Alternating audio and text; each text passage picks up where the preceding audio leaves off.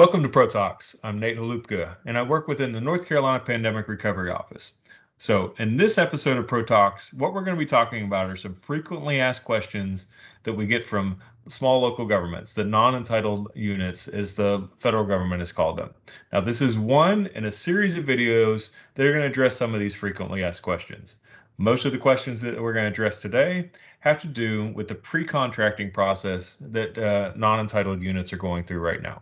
All right, so to get started, all right, so first up, is a DUNS number the same as an EIN number?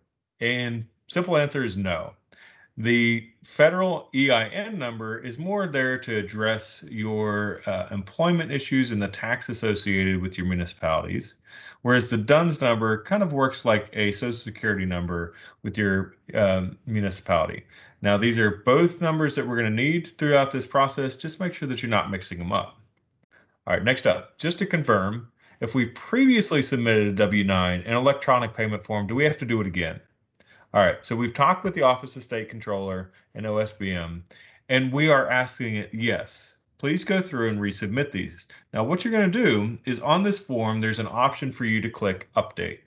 What we'd like you to do is select that so that we're absolutely certain that whenever these tens of thousands, if not millions of dollars are flowing to your municipality, that we have the right contact information and the right information flowing to your account. All right, just take a couple minutes and just make sure that we get that. Next up, what happens if the May 24th deadline comes and goes and you miss it? Well, the good thing is that this is an NC Pro deadline that we put in place. If you don't make this, it's not going to cause your municipality to miss your funds. Now, I will say that we're putting these in place to help municipalities move along. There are some federal deadlines that are in there that could result in your municipality not receiving their funds. We're trying to get way out in front to make sure that this doesn't happen. Now, certainly we understand that municipalities have challenges that come up, and we want you to make sure that you have some time and that you're not concerned that you're going to miss out on your funds. Certainly we will let you know if you creep up to that. Now, we are asking that you hit this 24th deadline so that we can continue to move you through the process. All right. We've had this next question. Do we have any guidance about how the funds can be used? And if not, when are they going to be made available? All right, so the simple answer is yes. There's some guidance that the U.S. Treasury has released. It's called the Interim Final Rule. It's about 150 pages that explains how you can and can't use the funds. Now, the North Carolina Pandemic Recovery Office is still reviewing these, and we're moving through them. And there's also additional indication from the U.S. Treasury that some additional guidance may be coming out. Now, we've provided the link, so if you want to go in and start to read that and review it, by all means, you can go ahead and start to do that. The NC Pro office will also be providing some FAQs and some information to start to walk local governments through how these funds will be used. What we're really trying to do right now is make sure that we make it to where you can get to your funds before we start to tell you how you can use them. All right, next up, do the coronavirus local recovery funds need to be set up in a new bank account? Simple answer is no.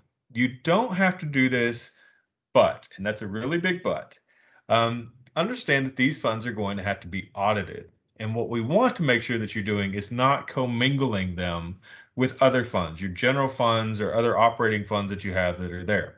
Now, so what we are recommending is that you set up some way to separately track and manage your funds.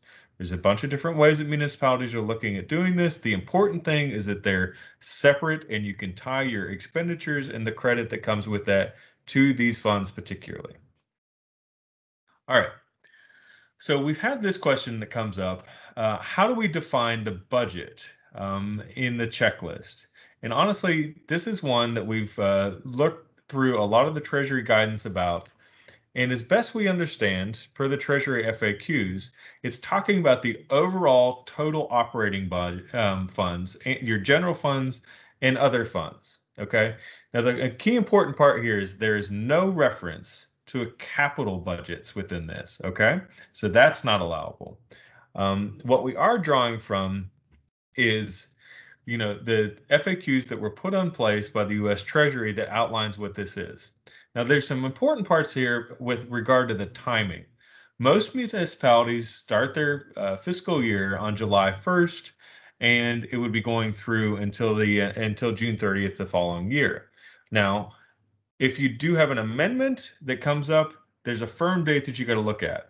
So January 27th of 2020. So if your budget was enacted in July 1st and no changes took place and no amendments took place, it's that initial budget that was passed that you're going to pull that total operating number from.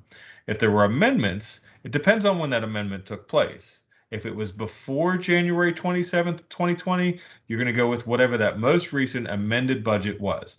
If that amendment took place after January 27th, 2020, you're going to disregard the amendment and you're going to put whatever the most current budget was prior to that January 27th, 2020 date. All right, next up. I've been asked to resubmit your W-9 form because the information doesn't enter. So this one is pretty clear. Most of the time, what's happening here is that there's some nuanced differences in the way that you've listed your municipality. Now, you need to make sure that you're listed on all the forms in the same way. For example, sometimes municipalities are listing, all right, this is an example town, Springfield, comma, town of, all right?